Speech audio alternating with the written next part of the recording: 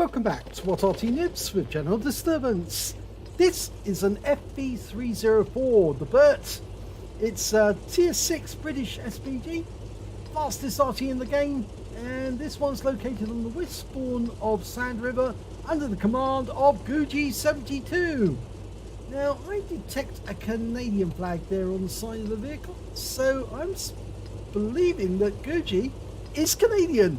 At least I think he is. And game started. Okay, it's a 4.5 inch howitzer, and it can do 450 alpha if it hits the target and penetrates. And the 4.5 inch gun, by the way, is 114.3 millimeters. And as I said, this is the fastest Arty in the game, 72 kilometers an hour forwards.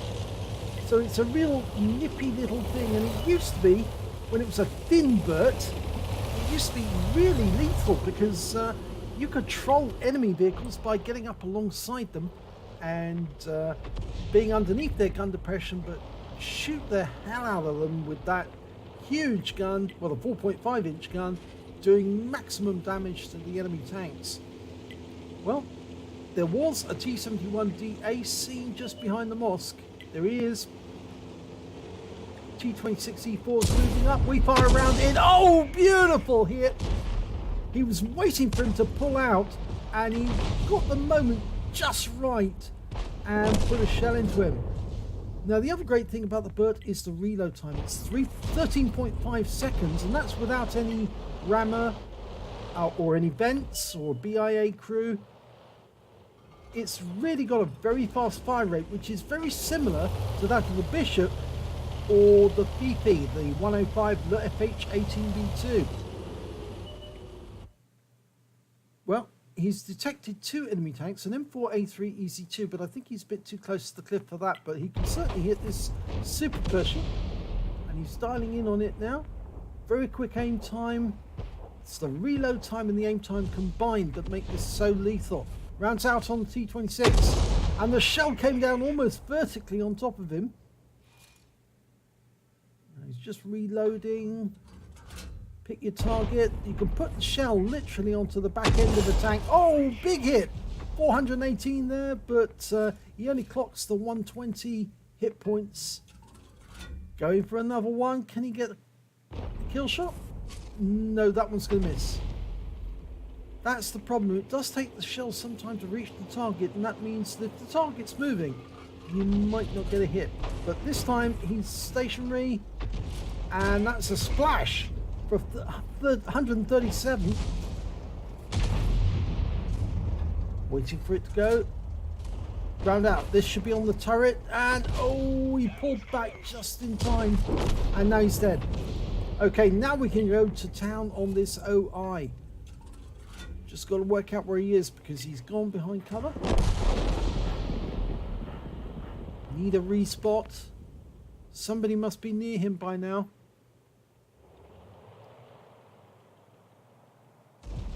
In situations like this where you lose sight of the enemy, you try to work out where the enemy, you think the enemy will be, anticipate his move, and position yourself and the RT and the gun and the aim point, just so that if he does appear exactly where you think he's going to appear, you can get the shot on him.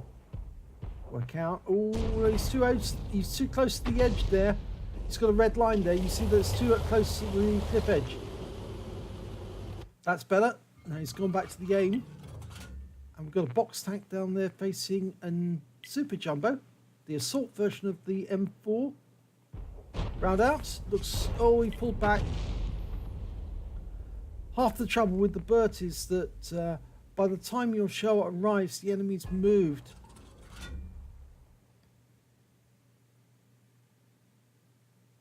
That's it. No, work out where he's going to be. Round out. Direct hit on his engine bay for 133. And unfortunately, the box tank got hit. Oh, and he stopped at the last moment, and the box tank is taking a pounding, and he's gone. But I'm pretty sure that Easy 2 is damaged. Round out, this should hit. And it's a kill shot. So he's on the scoreboard. Right, we've got 2 tanks up here. When the reticule goes flattened, just let it dial in naturally as you would if it was a standard game. Oh, just missed the 3002M prototype Panther. Round out, straight away. Oh, and he pulls back just afterwards.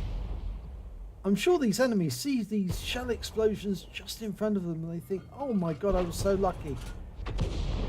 But some tanks actually do pull back and then pull forward into the path of the shell, like that T-32 did. Going for the 3002. Direct hit. Thinner armor, so obviously you're going to get more damage. Now, kill shot. Round out. Oh, not quite. 10 hit points out. But the kill goes to the MX 1357. Going after the T-32. It's maximum range. And it just lands alongside him.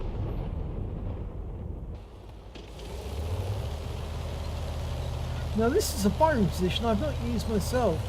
It's quite a novel one actually, if you think about it.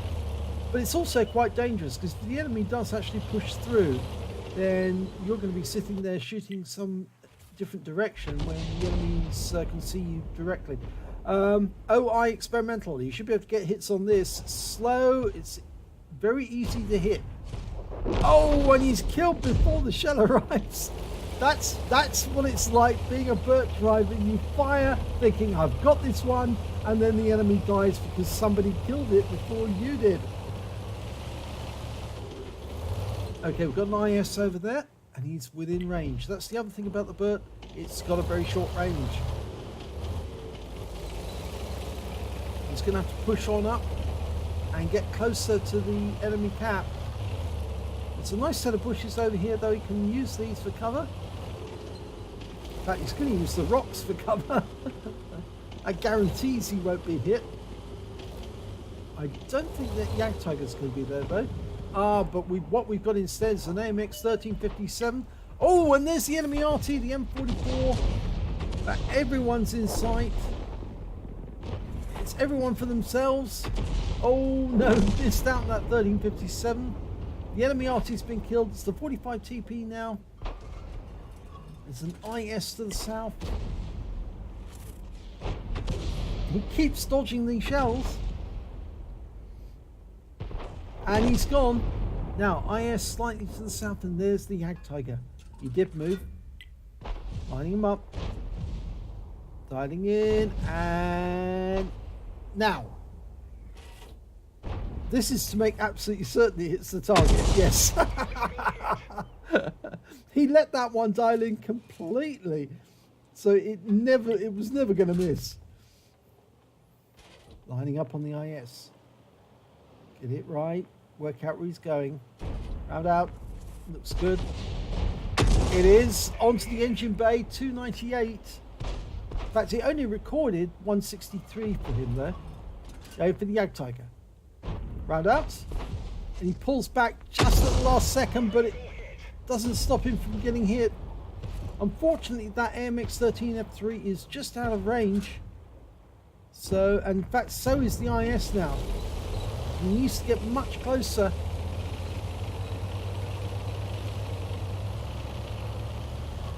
I think this battle's going to be over very, very shortly. He can just... Oh no, he can't reach the AMX 13F3, but the Jagdtiger is still in there and still fighting. Go on, put a big round on his head. Well, he damaged the track just as he was shot at, and so he picked up the damage assist, that one. That was good. Let's have a look at the end of battle stats and see how he got on. It's an ace tanker for Gucci72 in the FV304, the Burt. He also picked up a bruiser medal for getting at least 5 critical hits. He got 10 in that game, but no other medals, I'm afraid. But mastery on the Burt, so he obviously does know how to handle it. Let's have a look at the team score. Well, didn't get the highest damage in that game, but it was a very satisfactory game. He got 1,633 hit points of damage. High score was the E25. He managed to get 2196. Picked up the... did he get the high caliber? No, he didn't get the high caliber. Oh, there must be a reason behind that. Maybe it wasn't 20% of the enemy hit points in total. But the next high score was the AMX 1357s. Between them, the pair of them, they both managed to get 1,887 and 1,754 respectively. And in fact, they were all in the same platoon with the E25.